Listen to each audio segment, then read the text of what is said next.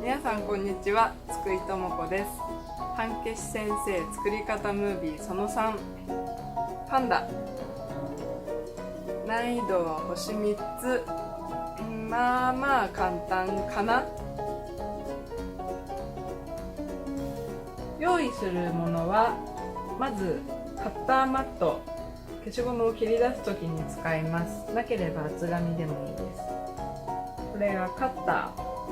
私はこの太めのカッターを使ってますが、細いのでも大丈夫です。こちらが彫刻刀、三角刀が1本あれば大丈夫です。シャーペン、これは普通の 0.5mm の HB で大丈夫です。練り消しは消しゴムを彫った後とかの掃除に使うんですけど、手に入らなければウェットティッシュでも大丈夫です。あとスタンプインクですね。これもお家にあるものでいいんですけど、私のおすすめは月猫というメーカーのそら豆というシリーズです。練り消しの使い方は、箱を出して、最初はこういう板状の硬いものが入ってるんですけど、引っ張ると柔らかくちぎれます。これをまとめて、また伸ばして、まとめて伸ばしてっていうのを繰り返すうちに、だんだんガムみたいに柔らかく伸びてくるので、こうやって練って練ってだんだんふわっとしてくるので、こうやって柔らかくなるまで練って、汚れが吸着しやすい硬さになるまで練ってみてください。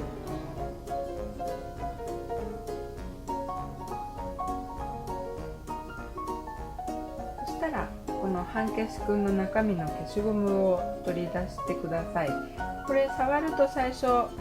新しい状態だと粉がついているので、この練り消しを使ってツルツルにします。練り消し柔らかくなったら、消しゴムにこうやって押し付けると粉がくっついていくので、両面を触って粉がなくなってくるまで押し付けてお掃除してください。これなければウェットティッシュで拭くだけでも大丈夫です。だいたい触ってツルツルになったら、ここに色をつけて彫った場所が見やすくなるようにします。このパンダはグリーンで印刷されているので、なるべく違う色選んで、こうやって表面に色をつけます。スタンプインクは何でも大丈夫です。ここではそら豆を使ってるんですけど、こうやって色を塗って拭き取った時に色が染まるものであれば大丈夫です。こんな感じで全体にまんべんなく塗りつけたら、練り消しでまた粉を取った時と同じようにギュッギュッ押し付けると余分なインクが練り消しにくっついていくので、こうやって折りたたんでまた混ぜて白いところを出して押し付けてっていうのを繰り返して、ちょっと横の白いところとの色の差ができると自分で彫った場所が見やすくなるので、こうやって色をつけておくと彫りやすいです。これができたら、今度はカッターでこの消しゴムの表面、絵の周りに点線が引いてあるので、これをこの形に沿ってカッターで切り出します。カッターは切りたい線よりも長めに出してください。まずこのパンダと、これは笹の葉のつもりなんですけど、これを切り分けましょう。この点線の真上に刃を乗っけて、絵を切らないように気をつけて、上から両手で刺します。まっすぐ刺して、刃の先っちょがマットまでついたらピタッと止まるので、そしたら消しゴムを持ち替えてしっかり持って、刃の先っちょをマットにつけたまま手前にまっすぐ引くときれいに切れます。逆さまにしてまだ切れてない方から刃を入れて同じように引くと、こんな感じで切り分けられます。で、こっちはこっちで角を点線の形にカットして、この線の形に切り落とすとこういう感じになりますね。で、細かいゴミは捨てちゃいます。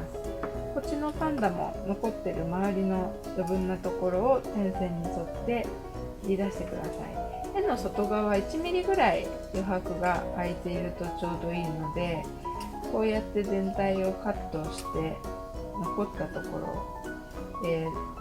まだ絵の周り1ミリ以上幅があるなっていう場所があったら、この辺とかもう少し狭くカットしちゃってもいいですね。これぐらい隙間が空いてれば十分です。あんまり広いと削る場所が増えちゃうので、なるべくギリギリでカットして、でこの首の両脇とか大きくへこんでるとこもこうやって刃を入れてカットしたくなっちゃうんですけど、こうするとここからひびが入って首がポキッと折れちゃったりする場合があるので、こうやって絵の出っ張ってるところを結ぶ直線でカットするっていうのが一番壊れにくい形の切り出し方になります。このパンダはこういう形、笹はこういう形で、後でこうやって手に持たせるので別のハンコということで2つ彫ります。で準備できたらいよいよ彫り始めます。さっき切り出すのに使ったカッターでこのパンダの周りの形を削っていきます。このカッター彫るときは刃の長さをこの長さにしてください。刃の先ってポキッと1つ折りたい時の長さですね。この1個目の刃が全部出てる長さに出します。で持ち方はこの金具の細くなっているところを3本指でペンのように持って縦に動かします。で使ってない小指と薬指は伸ばして消しゴムを押さえてください。右利きの人は右上、左利きの人は左上を押さえて、削るときはこの押さえた側を削ると刃の先が上向いちゃうので、こうならないように奥を削ります。右利きの人だったら左側を常に削る感じです。このパンダの形、どこから刃を入れてもいいんですけど、まずじゃあこの足のかかとのあたりからスタートします。刃を外側から斜めに入れていきます。刃を立てて刃を入れてしまうと垂直に傷がついちゃうんですけど、45度ぐらい斜めに寝かせて刃を入れるとこうやって角が削れて外側に向かって坂道ができるので、全体にこうなるようにでこう刃を外側から入れたら、中のパンダの絵の形に表面を残したいので、この線の際をちょうど境界線を刃が通るようにして、刃の先っちょはこうやって横から突き出ているように刃の先っちょでこんな感じで描いていきます。このカーブしているところは消しゴムを回して親指でねじるように動かしながら刃に向かって押し込んでいくようにして、刃の先がこうやって途中で隠れてしまったらもう少し深く刺してちゃんと突き抜けるようにしないと削り取れないですね。でこうやって外側が狭い場所はもう絵の形に沿って削っていってしまうと楽です。なるべく最終的にこの絵の外側に何も残ってない状態にしていくので、かといってこう首の脇とかね、ぐっと奥にへこんでいるようなところはこれに沿って刃を動かすと刃の先が中にこうやって入っていっちゃいます。こういうとこは面取りで削り取れないので、こんな感じで突き抜けちゃって今度は耳の先っちょに届くように削って、ここは後からくり抜くつもりで残してしまいます。でまた削る場所を左側に持ってきて角をうまく削って、でこういうへこみが浅いところは慣れてきたら刃をちょっと倒すと内側に切り込みが入っていくので、消しゴムを振るとまたこうやって向きが変えられるので、刃を斜めに入れたまま絵の形に削れてしまいそうなところはそうやって1回で削ってしまうと楽ですね。で耳の形に合わせて丸く削って、ここのへこみが少しなのでこうやって消しゴムを振ればこれに合わせてへこみが作れる場所です。こういうところは後回し、この通り抜けて手の先に向かって削っていって、ここはちょっと倒して持ち上げるようにすればへこませられますね。こうやってなるべく絵の形に沿って削ると首の両脇だけ隙間が残って、あとは絵の形に削れていきます。ここまでを面取りと呼んでいる作業ですね。これができたら今度は笹の葉っぱの方も同じように面取りしましょう。こういう形形の場合は絵の出っ張ってるところをつないでいくように削ります。ここからこっちへ、ここから今度こっちへ、こっちへ、今度はこの根元に向かってまっすぐ削ります。こうやって削ると一箇所一箇所隙間が部屋に分かれるので、この後のくり抜きがしやすくなりますね。逆さまにして、今度はここからこっちへ。で、これへこみが浅いところはできるなら絵の形に沿ってもこうやって削ってしまってもいいですね。こうやって戻ってきて一周すると5辺ね分かれます。ここまでが面取りです。周りが削れたら今度はこの首の両脇をくり抜いてみます。こういう三角にくり抜きたい場合は V 字に開いてる方を上に向けて、この右側から刃を入れていきます。顔が丸いのでまっすぐ入れないで、この辺からカーブさせながら絵に沿って切り込みを入れていきましょう。面取りした時と同じように斜めに刃を入れます。垂直にならないように気をつけて、刃の先っちょがこの辺通るようにですね、斜めに角まで切り込みを入れます。そしたら一回抜いて持ち帰って、今度は手に沿って内側から外側に抜けていきます。この手が丸いので、この丸みに合わせてカッターをこう切り込みを外まで出します。そしたら今度は横から水平に切り込みを入れて、今入れた切り込みと横から届かせます。刃の先っちょが中で絵の形にこう通るように平らに、2ミリぐらいの深さのところから差し込みます。で、切り込みがうまく届くとこんな感じにポロッとくり抜けるんですね。こういう風に断面が斜めに坂道になってて、ちょっと一段低いところに平らな段差ができてるっていうのが理想なので、こっちも同じように刃を立てずに斜めに入れていきます。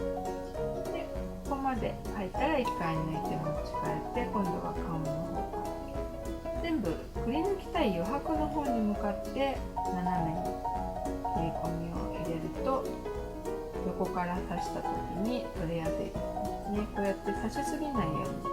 をつけて段差を作ります。これで周りのシルエットが完成しました。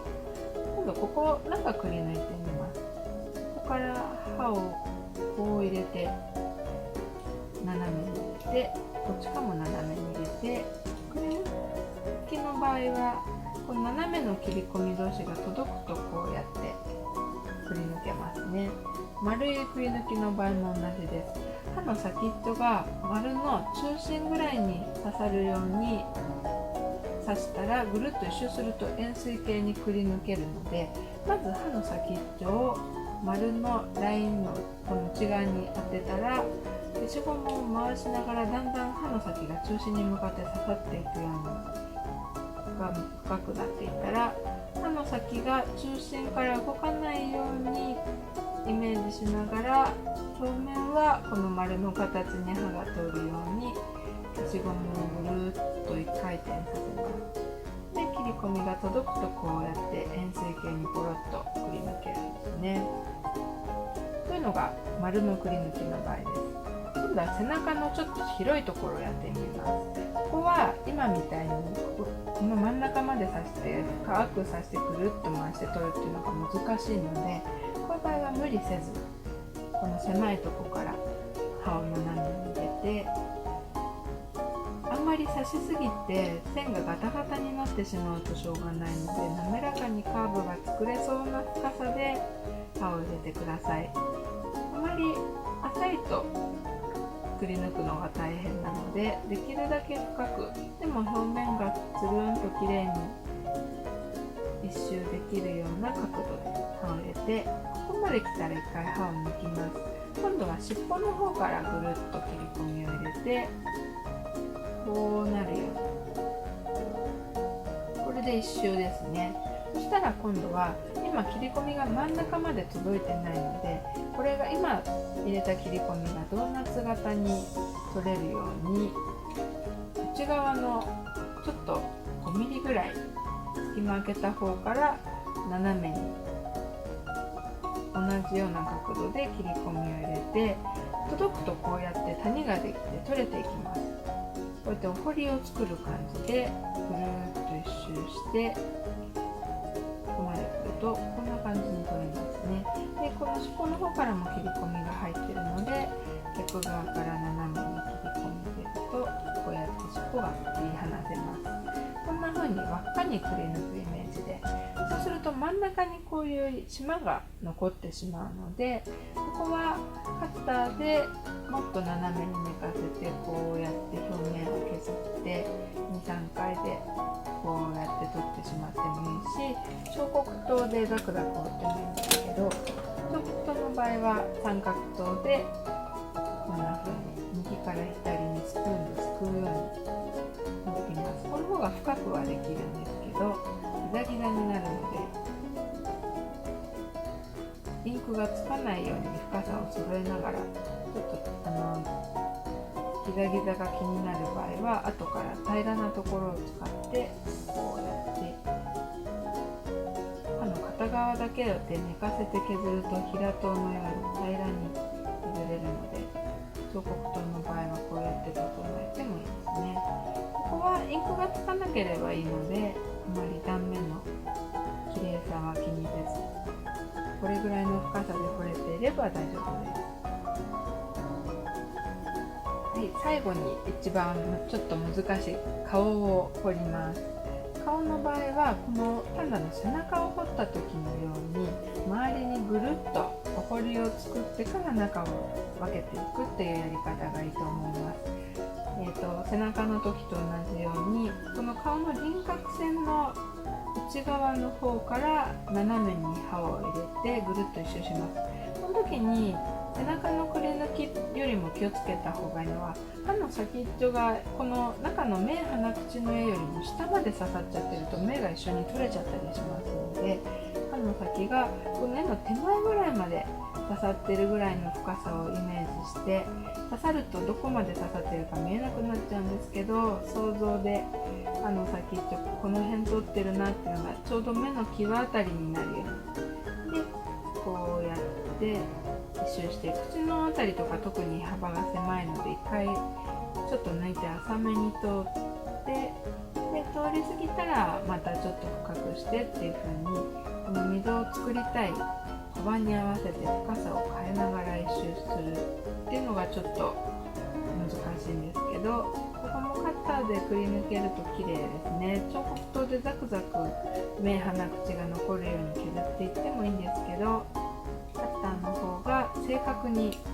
絵の形に沿ってくり抜けるので、練習したい人はこれで同じようにやってみてください。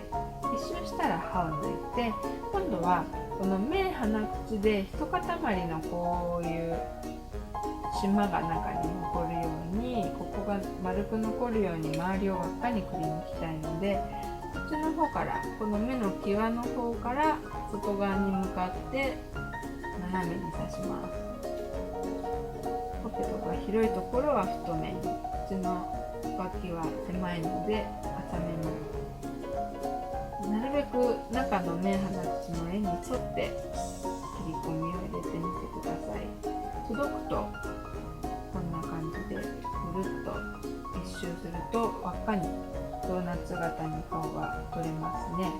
でこれができたら今度は目、口ってこの3つの島に分けます。目の方から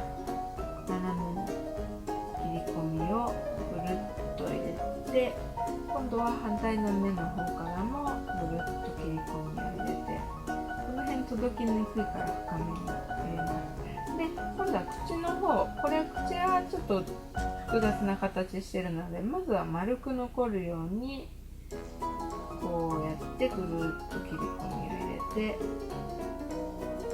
このお互いからの切り込みが届くとこんな感じで取れていきます。このおでこのところはちょっと広いからこちらからも刺した方がいいかもしれないですね。ぐっと出して持ち上げるとこういう形にくり抜けます。これで目は周りが完成しているので、あと口だけ隙間を3箇所こうやって切り込みを入れて横から刺して、ここもパンダダの外側の形をくり抜いた時と同じですね。こっちからとこっちから斜めに切り込み入れたら横から刺してくり抜く。こっちからも斜めに刺して斜めに刺して横からくり抜くっていう風にして口が完成します。で残った目のくり抜きは、カッターでやりたい場合は刃をこの尻尾の丸と同じですね。刃を刺して浅く刺してちっちゃいからこれ以上深く刺さらないように気をつけながらぐるっと消しゴムを1回転させるとちょうどシャーペンの大きさぐらいの穴が開きます。で、これと同じように穴を開けたいときシャーペンでも刺せますね。この金具のところを使ってブスッと刺すとこれぐらいの大きさの穴が開きます。これで大きさ揃うように何度か刺して大きくしてもいいんですけど、こんな風にシャーペンで刺すと一番簡単ですね。これでも目が作れるのでパンダはこれで完成です。パンダと同じように隙間を1箇所ずつカッターでくり抜いていくと綺麗なんですけど、こんな風にカッターの場合は余白ごとにその形にくり抜けるような斜めに切り込みを入れて横から差し込んでこうやってくり抜きます。カッターが難しいなという人は彫刻刀でもできます。彫刻刀だったらこの V 字になっている隙間の内側の一番狭いところから刃を当てて外側に向かってこうやって絵に沿ってカーブを作ってこっちも絵に沿って真ん中を深くしてこういう風に3回ぐらいの溝で隙間を作れます。これの場合彫刻刀の場合はちょっと中がギザギザしてしまうので浅く掘らない方が綺麗ですね。なるべく隙間に合わせて深めに掘るようにすると押した時くっきりします。で外から中に向かって掘っていくとこの笹の絵を傷つけちゃうことが多いので全部内側の狭い方から隙間を作ってだんだん広い方に向かって深くしていくっていう掘り方が一番安全かなと思うので彫刻刀の場合はこうしてみてください。で右から左に掘ります。こうやって手前から奥に刺すのではなくて中指でですくう時のように右から左に押していってこう長い時はゴールド親指とか人差し指で押さえておくとここで刃を止められて安定しますね。こうやって何回かの溝を作ってだんだんへこませていくっていうのが彫刻刀の場合の彫り方です。これでも最終的にこの笹の絵だけが表面に残るように周りが削れればこの絵のハンコになるのでカッターが難しいなと思ったら彫刻刀でやってみても大丈夫です。周りが全部できたら最後に細く彫刻刀で笹の葉っぱの中に水を入れてもいいですね。ここは浅いほどいいです。全体の葉っぱに見えるように深く筋を入れて完成。入れなくても葉っぱに見えれば大丈夫で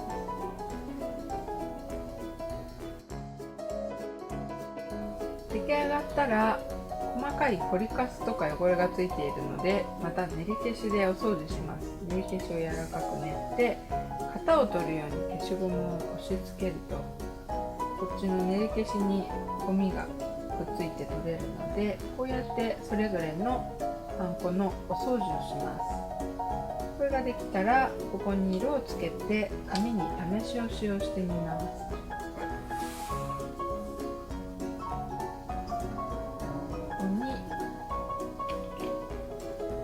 そら豆を使って紙に押してみます。そら豆の場合こうやって人差し指にはめて蓋を取ったら消しゴムに軽くトントントントンって叩いていくようにすると色が乗っていきます。あまり強く押し付けないで軽く何度も乗せていくとだんだんムラがなくなっていくのでこういう感じでお化粧みたいですね。色がついたら紙に押します。こうなります。で笹の葉っパー笹の葉っぱで違いある。彫刻刀で彫るとこういう彫り残しというか、彫った場所も浅いと線がこうやってインクがついてしまいやすいので、もしこれが押した時に出てしまったら削り直した方がいいですね。重ねるとこうなります。これがいい感じだなと思ったらそのまま残しておいてもいいし、もし気になる場合は塗り消しで一度インクを取って彫刻刀かカッターで削り足して、このインクがついちゃったところをもう少し低くすれば出にくくなると思うので、こうやって試し押しした後に気になるところの形を整えていきます。こっちのパンダも顔が結構大事なところなので、押してみて気に入らない場所があったらカッターなどを使って角張ってるところとかをちょっと削るだけでも表情が変わりますね。自分で気に入った顔になったら出来上がりです。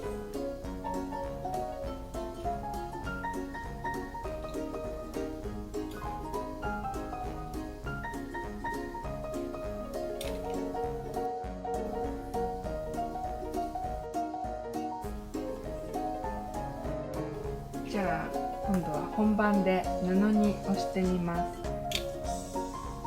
パンダはそら豆の墨色という黒に近いグレーですね。これで押してみます。布に押す時の方がかすれが出やすいので、しっかり色をつけて押す時もちょっと強めに押すといいです。なるべく平らなところを使ってシワを伸ばしてギュッと押すとこんな感じに出ます。でここに笹も押してみます。これはじゃあ萌え木色というね。ちょっと彫りたい場合はここにグラデーションでちょっと濃いめの色を根元とか葉っぱの先にのせたりして、同系色だったら上から濃いめの色を重ねても汚れにくいので、こんな風にして押すといいですね。で、笹はつなげると大きい笹にもなるので、こうやって裏分かれさせたりして、何回か押すと大きな笹を持っているパンダにもなります。あとバランスよくて可愛いかもしれないですね。これで完成です。